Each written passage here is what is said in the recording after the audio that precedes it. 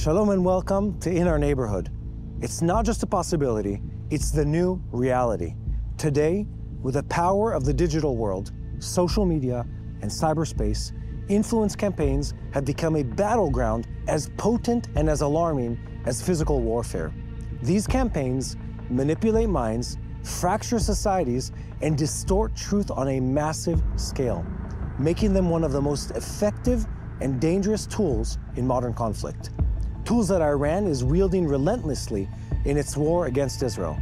Alarmingly, recent espionage activity revealed Israeli citizens working as spies for Iran, exposing just how deeply Tehran is managing to infiltrate and destabilize Israeli society. But before we dive deeper, make sure to like this video and subscribe to TBN Israel's YouTube channel. Your support helps us get the truth out to the world. In today's conflict, Iran is weaponizing the digital world with these targeted campaigns to undermine Israel from within. Not just its military, but its people, communities, and unity. Influence campaigns are deliberate efforts to shape opinions, spread false narratives, and sow division. And Iran has perfected them as a tool of modern warfare. Since the war in Gaza began, Iran's influence campaigns have intensified, focusing on key issues such as the return of hostages, distrust in Israel's government, and tensions between Jewish and Arab citizens.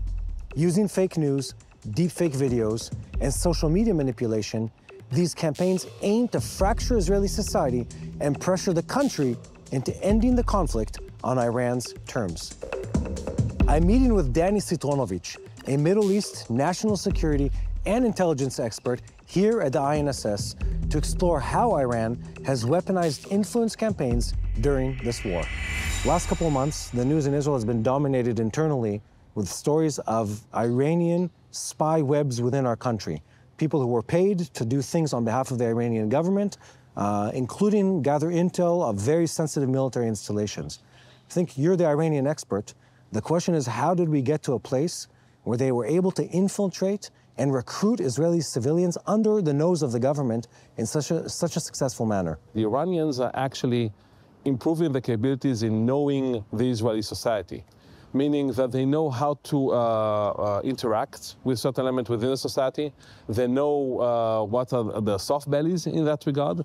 So they using that in order to approach the relevant people and managing to recruit them for espionage activity. What the Iranians is trying to do is actually they're trying to diversify the capabilities.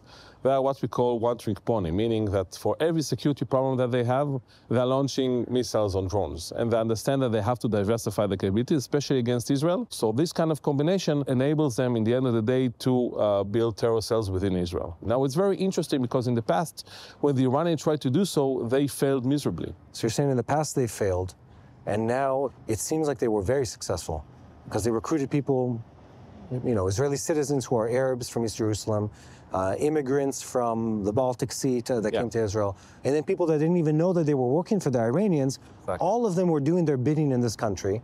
Are they suddenly much better at it, or they just put a lot more resources into it? Actually, because the Iranians have such strong entities within social media, and able to build capabilities in terms of in Telegram, in Facebook, in multiple social media platforms, actually, when they're interacting with Israelis, it's very hard for the Israelis to know that they're interacting with the Iranians. So when you have a trustworthy guy that asks you to do A, B, and C, and you believe in him, and you think that you have the same cause with him, they will ask you to do something, and you will do that because you think you are helping friend or someone with the same motive.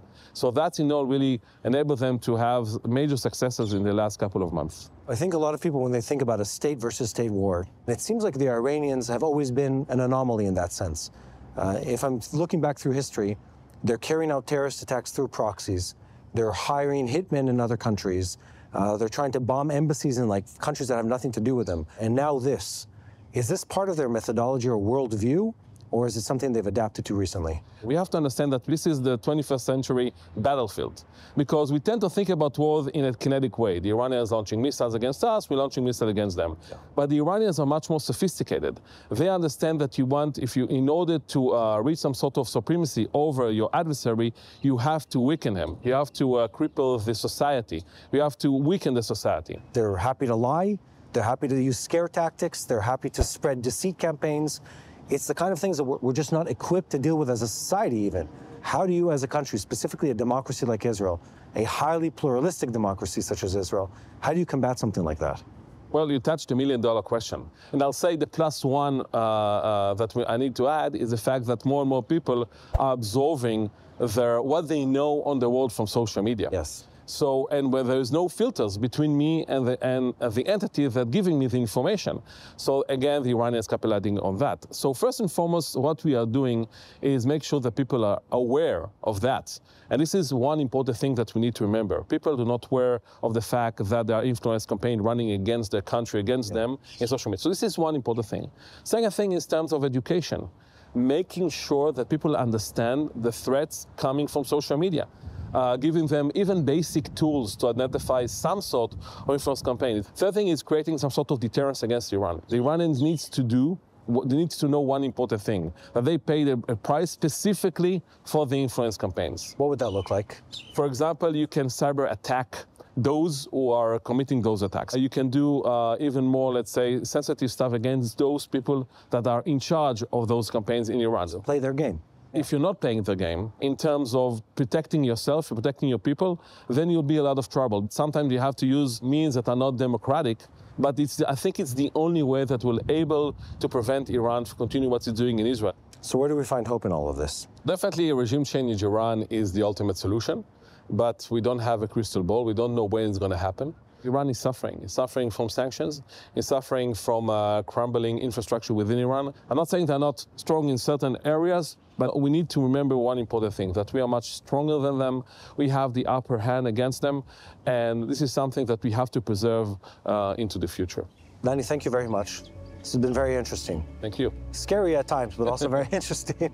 Even though the threat of Iran's influence campaigns is real and deeply troubling, history has shown that Israel has always risen to the challenge of combating new and evolving forms of terrorism. Whether it's on the battlefield or in the digital realm, Israel's resilience, ingenuity, and unity have enabled it to overcome even the most complex of threats.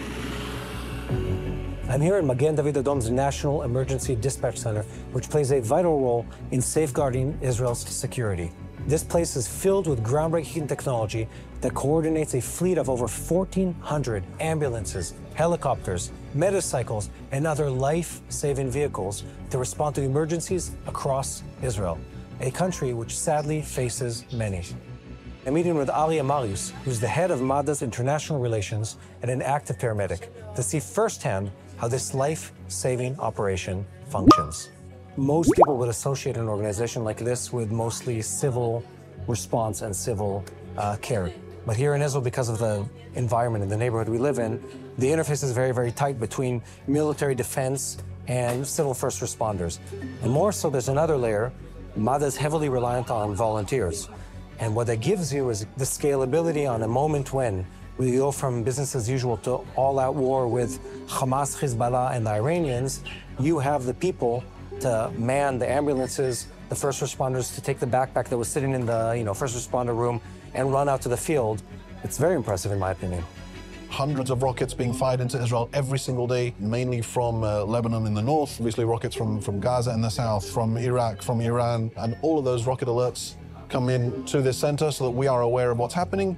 And we also have a system in place that tells us the likelihood of a rocket strike or whether those rockets have been intercepted so that we know if we're likely to have any number of casualties. We have to be prepared. We have to make sure that every single ambulance is manned, every single emergency vehicle is manned. We want to make sure that we are ready for anything to happen. And exactly the same at the beginning of the war. When we realized within 15 minutes of the start of the war that this was something out of the ordinary, something on a much, much larger scale than we've seen before, within the first hour, we already had every single one of the 1,400 ambulances that we had at the time. Wow. Was manned. And that's thanks to the fact that we have 33,000 volunteers ranging in age from 15 and up. And they came in and manned all the vehicles within moments. Walk us through everything that happens in this room. So Magen Adom is divided into 9 different regions. This area where we're standing now is the national overall control of what's going on. They keep an eye on everything that's happening. In every different region, the number of ambulances being dispatched, the number of calls coming in, and each area of this room performs a different role, making sure that we are able to respond to those 1.5 million calls that we receive every year across Israel. I'd like to see this incredible system that's around us in action. Can I get a tour of this place? Absolutely. So this is the Magen Adom command and control system developed in-house by Magen Adom. The whole concept of the system is to start integrating things like AI, artificial intelligence, from the earliest possible moment. How does AI fit into MADA? So in multiple different ways. Really? First way is that when a call comes in, it's automatically transcribed.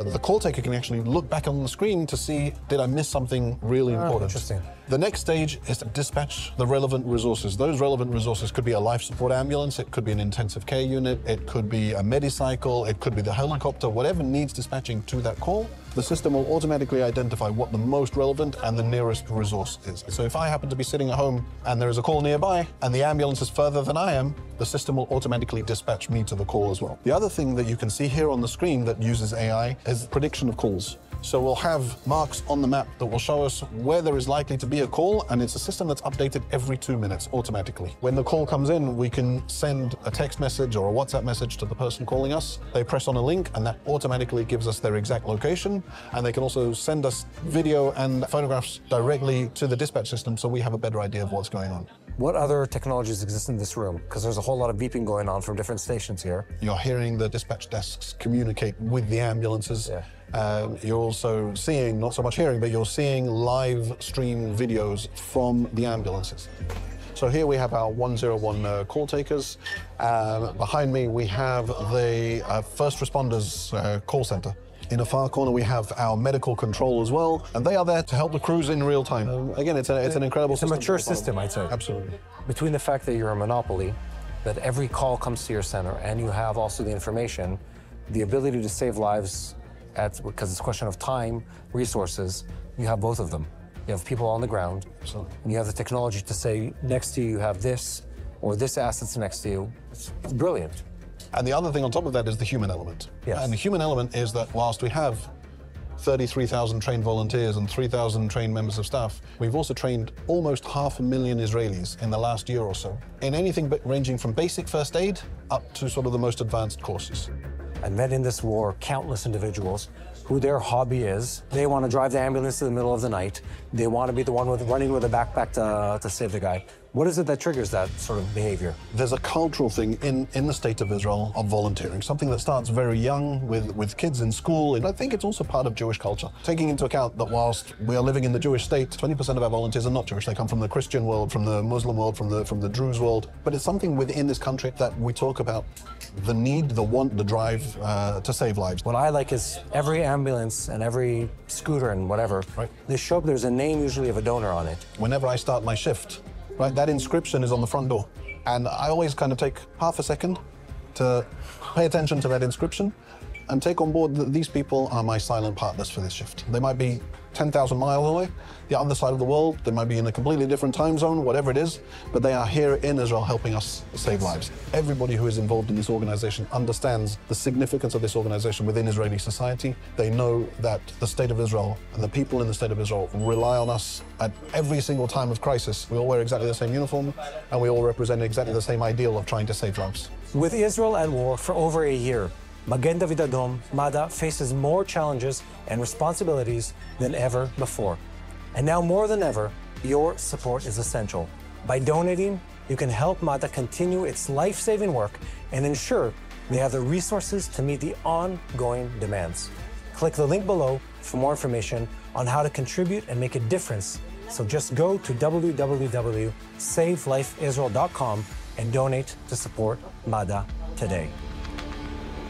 With awareness, innovation, and the unyielding spirit of its people, Israel will continue to stand strong against all threats, both those visible and invisible. Please like and share this video and support us at TBN in getting the truth out to the world. Thank you for joining us on this episode of In Our Neighborhood. Till the next time, stay safe.